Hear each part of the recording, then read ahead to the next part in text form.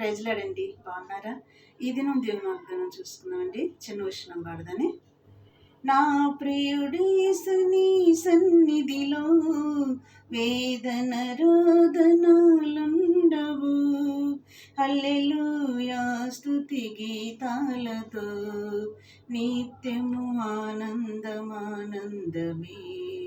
నేడు రేపు నా ప్రియుడేసు మేఘాల మీదకే చించును, మహిమానితుడై ప్రభు యేసు మహీతలమునకు వేతించును.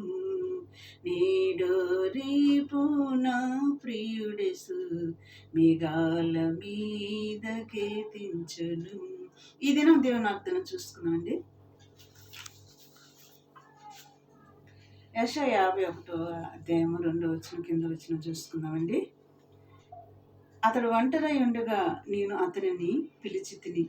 ఒంటరై ఉన్నారా? ఎవరు నాకు లేరని మీరు అనుకుంటున్నారా?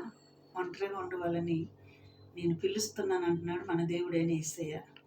ఒంటరై ఉన్నవాడిని నేను పిలిచి తిని అంటున్నాడు. ఈ దినం వాగ్దానం అండి.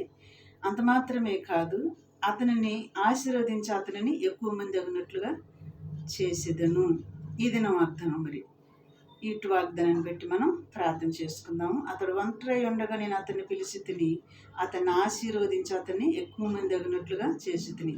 చిన్న ప్రార్థన అండి. స్తోత్రములు ప్రభా, ఇట్టి మాటలు వింటున్న బిడ్డల్ని, చూస్తున్న బిడ్డల్ని దర్శించి సహాయం చేయమని నజరేయుడైన యేసయ్య నామములో అడిగి వేడుకుంటున్నాను తండ్రి. ఆమేన్. God bless you.